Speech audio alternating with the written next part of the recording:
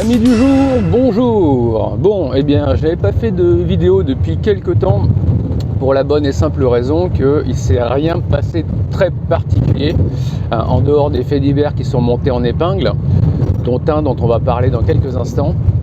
Il ne s'est rien passé de particulier. On a le droit aux mêmes infos tous les jours. On a visiblement le gouvernement Biden qui s'y met en nous disant, en faisant les mêmes types de comparaisons à la con avec les nombres de morts. Donc le Covid a fait plus de morts que la Première Guerre mondiale. Putain, mais comment est-ce qu'on peut faire des comparaisons aussi honteuses et scandaleuses? Ça n'a rien à voir.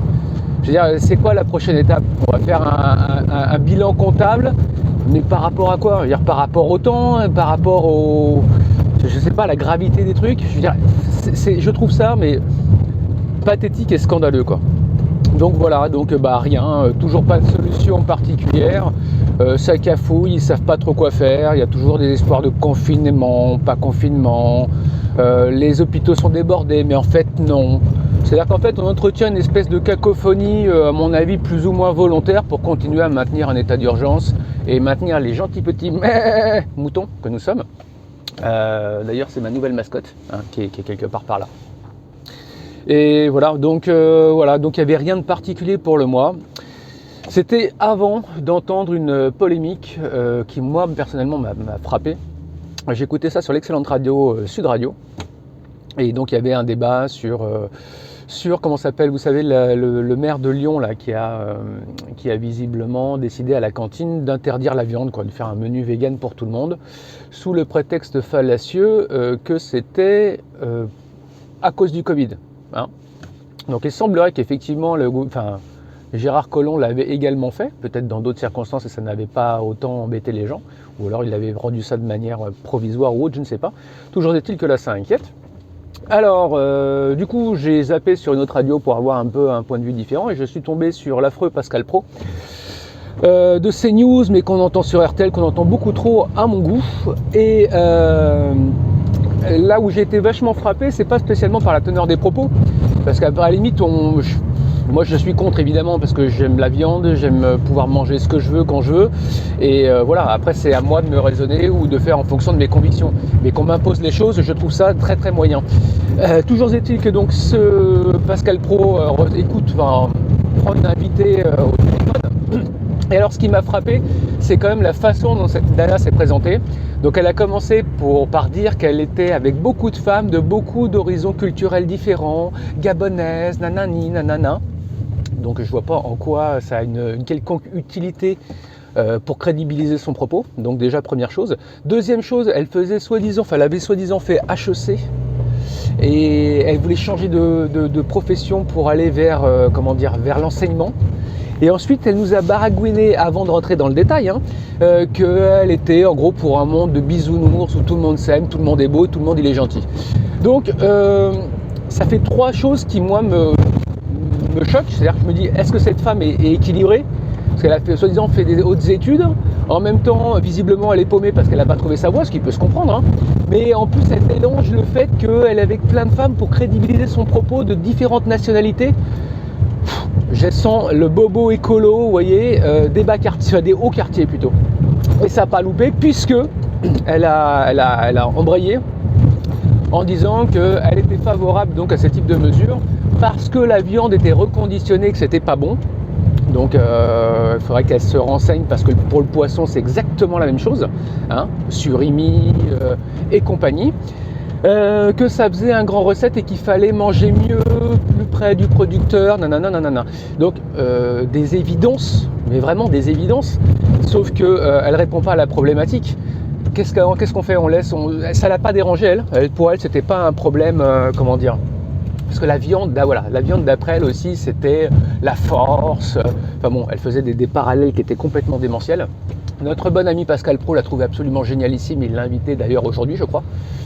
Donc ça montre bien un peu le niveau. Alors je ne sais pas si c'est pour faire de l'audimat ou pour se foutre de sa gueule ou pour avoir des gens qui vont dans son sens, peut-être un peu des trois.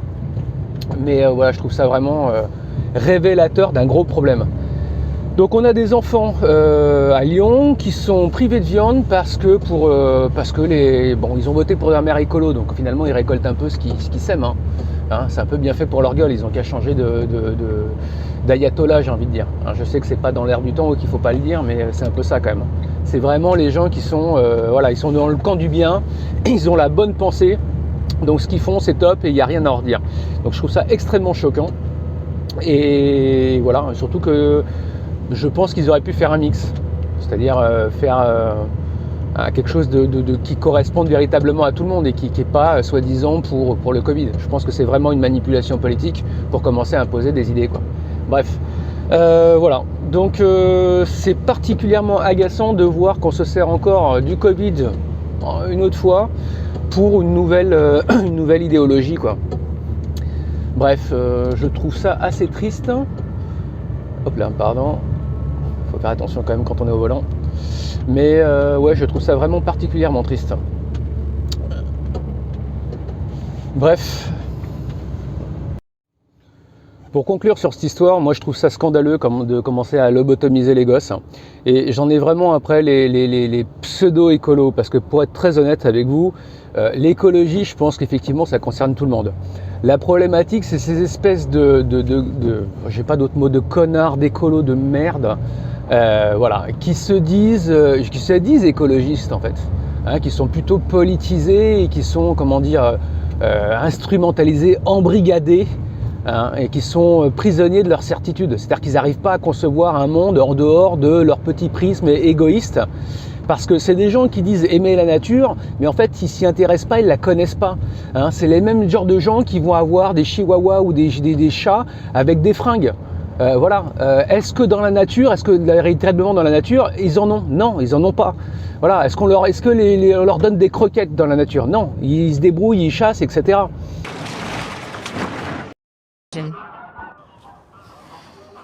Vous l'avez depuis combien de temps? 3 ans. Et vous lui donnez quoi comme croquette? Du foin. Du foin? Un berger des Pyrénées? Ah bah, faut pas s'étonner qu'il fasse un fibrome. Hein. Pour Philoubin, l'année risque d'être compliquée, On va opérer tout de suite. mais certainement moins que celle des animaux. Donc moi ça me pose un problème. En fait, si les gens ils s'intéressaient vraiment à la nature, si on nous dit aujourd'hui oui il faut que l'homme se rapproche des choses essentielles, il faut de la nature, il faut du bio, etc. Mais je rappelle qu'à la base les animaux ils chassent, hein, ils font des meurtres, c'est-à-dire qu'ils tuent volontairement pour bouffer. Alors est-ce que voilà, qu'est-ce qu'on fait? Est-ce qu'on revient véritablement à un état complètement naturel? Moi je dis que les bobos n'y survivront pas. Surtout ces gens-là quoi, hein, qui mangent des gélules et des croquettes faites par des industries pharmaceutiques. Non, sans déconner, vous n'y arriverez pas. Donc arrêtez de faire croire aux gens que c'est vous qui détenez la vérité. Vous savez rien de la nature. Si vous saviez un peu, vous iriez chasser, vous vous intéresseriez au rythme des choses, vous iriez voir un peu ce qui se passe au niveau de l'agriculture, parce que pour boire votre lait, faire vos conneries, il faut bien qu'il y ait des gens qui bossent, mais sur le terrain en fait, qui savent de quoi ils parlent. Ce qui n'est absolument pas votre cas, parce que vous allez au truc bio à côté de chez vous, vous allez payer des trucs à un prix exorbitant, parce que c'est pareil, ça ne reste accessible que pour une certaine partie de la population, hein, même si aujourd'hui tout est bio en fait. Mais en réalité, pareil, si vous regardiez un peu de quoi sont faits les produits, aujourd'hui tout est de l'élevage, il n'y a plus de trucs naturels, ça n'existe plus. Parce qu'en fait, on veut à la fois être libre de consommer ce qu'on veut, mais sans aucune contrainte. Hein, des fraises en hiver, etc., etc. Et c'est les mêmes qui vont vous dire « Ouais, il faut manger local ». Mais en fait, si on leur donne des fruits de saison, ils ne vont pas être contents. Parce que monsieur veut sa grappe de raisin, ou je sais pas, ou madame veut sa fraise quand elle a envie. Bon, bah voilà. Que vous dire d'autre? Rien. Hein, entre ça, les crèmes de beauté, les machins, les trucs, je vous avoue que les féministes écolos dans ce genre-là, je crois que c'est les dernières qui peuvent donner des leçons de morale.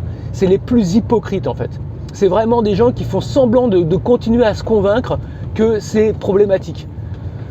Voilà, donc allez voir un peu ce qui se passe dans la nature et vous allez voir que franchement, le monde dans lequel on vit, il est plutôt vachement doux. Hein, parce que le jour où vous allez devoir vous démerder tout seul et vraiment faire ça à la mode nature, vous allez voir que c'est vachement difficile de survivre, pas de vivre. Donc voilà. Bon, ben on va rester là pour aujourd'hui parce que c'était déjà pas mal finalement. Et puis bon courage à tous les travailleurs, hein, comme dirait l'autre, bon courage à tous les chômeurs. Et puis voilà, amusez-vous bien en attendant le prochain confinement, la prochaine mesurette à la con. Bref, à mon avis, il y aura de quoi faire. Voilà, ben à plus tard, ciao. Ah bah si, dernière chose, je vous présente ma nouvelle mascotte. À voir. Super mouton, hein. Je pense que ça, là on est bien dans le thème. On est bien dans le thème. Les petits moutons, à mon avis, ça c'est pas mal. Il faut lui trouver un nom. Donc si vous avez une idée de nom, bah, n'hésitez pas. Si tu as aimé le contenu, clique sur t'abonner, clique sur la petite cloche pour être averti de nouvelles vidéos et n'hésite pas à partager avec des gens que ça pourrait intéresser. À plus tard, ciao ciao.